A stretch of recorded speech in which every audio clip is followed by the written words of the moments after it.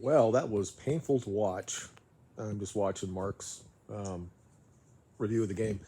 I did a video on him, and you'll see it on my YouTube channel. I got about 2,000 views on it. Um, it's just interesting to me that the type of responses that I get, it's probably 50-50. You know, people just said I don't understand what I'm talking about. It's all fine, but then I look at the actual, how long people watch the movie or the video, and it's a 30-minute video, and they watch it for 2 minutes. So I think they get upset with the the headline or the how I post for the video, and people said I just understand. So I go back look at the video again that Mark did. There's none thing that he talks about player power at all. That's the thing people were saying to me. He's talking about player power. No, he was talking about he didn't like that Ineos has is pro Brexit, whatever that means. And then he said he doesn't really want Manchester United to have a dominant amount of British players, and I called him out on that.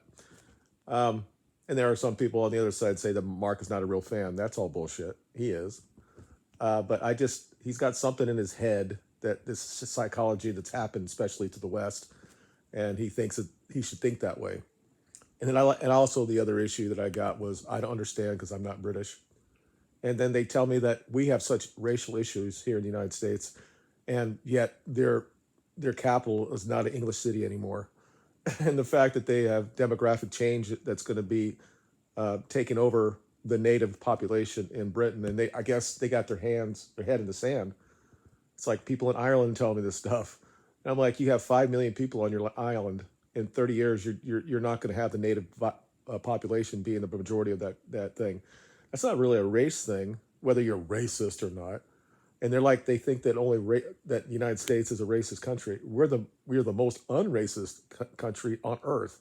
It's not even really close. So we don't, we had the whole BLM stuff, and we had the stuff on the stuff, and people were kneeling. You guys are still fucking kneeling in Britain. So for something that apparently doesn't really exist, and I don't think it does per se in the West, there are pockets of people that are that way.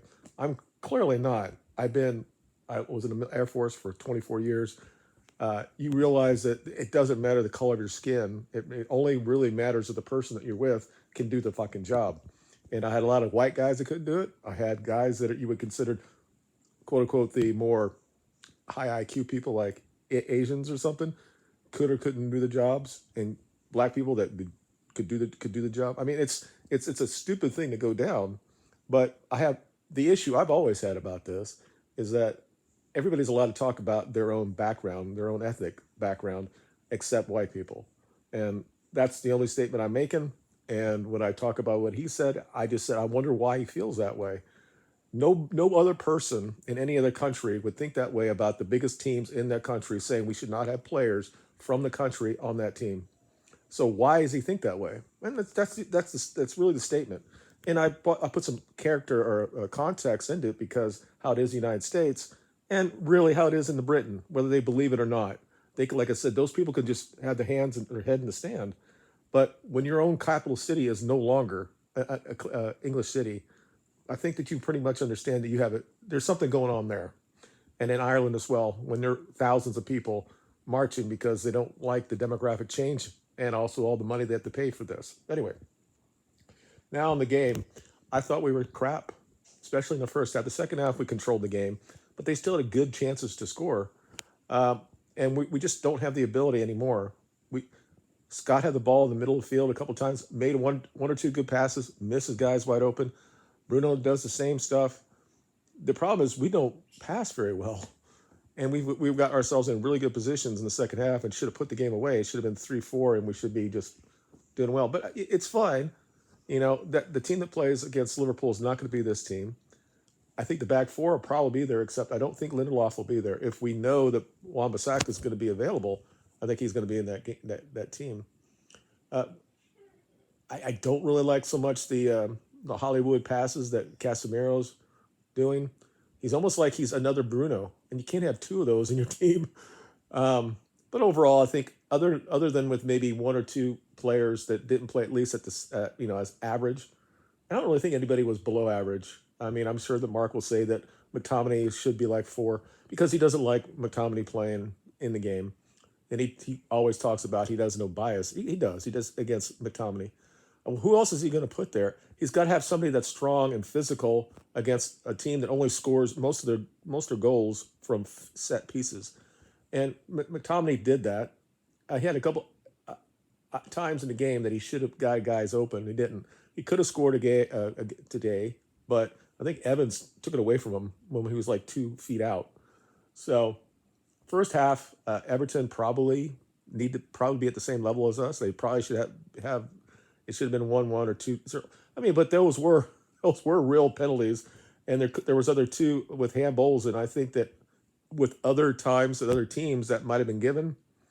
Maybe not the one when he's falling down, but I don't know. It's both of those are questionable. I'm glad that they did really quick. They didn't wait forever to look at it. If that's going to be the rule, that's fine. I have no issue with that. But when you're flying down, you got your hands out, and the ball hits your hands all around that. I think that's probably a foul.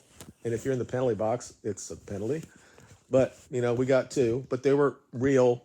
He was fouled in both of those positions.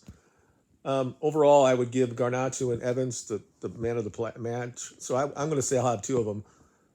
They only allowed to do one, but he was on defense. I'd give it to Evans. And offense, I give it to Garnacho. But again, Garnacho on the right, because he's not really where he wants to be.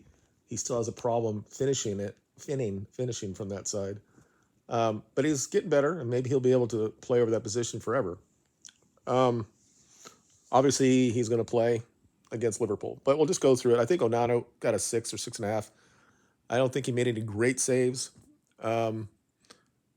Fortunately, when that one that Evans kicked back to him, he didn't react to it. Fortunately, they didn't score from that. But he was a little bit above average. Okay, Delo, I give him a 7. I think pretty much everybody in the back line give him a 7. Maybe Lindelof 6.5, but again, he's playing out of position, so I should be generous and give him a 7. The difference here is if I'm going to give Lindelof a 7, I've got to give Evans an 8, and I got to give for Varane a 7.5, because I think together they're really, really good, and they might get found out against Liverpool, but they're very good together. And if we just had a little bit more control with the ball in midfield, they would look so much better, and we would look so much better. I do want to talk about Komi Mainu. I think that he is being a little bit found out. People always talk about McTominay being invisible. I thought a lot of times in the game today, he looked invisible. And when Amrabat came on, you could see that he was much more involved with trying to get guys off the ball and get the ball back. And I think that that's why we want him, somebody like that. And I don't think Mainu really has that yet. I don't think he has the physical body to do that yet. And the thing is, he's not that fast.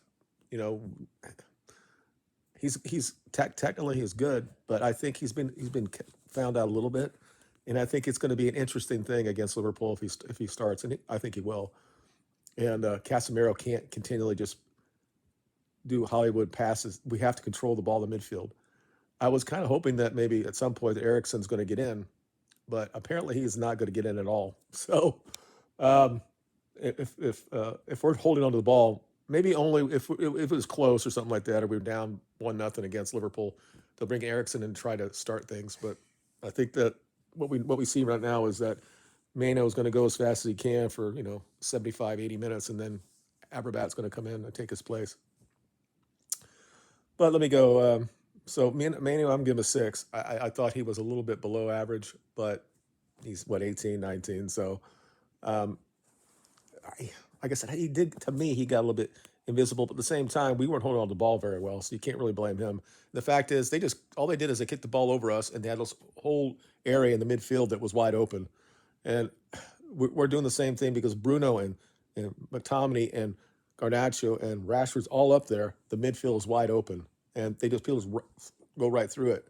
And we're not going to be able to do that against Liverpool. I think that we're going to play more like we did against City. We'll have more control of the ball because we're at home, but it's going to be like that.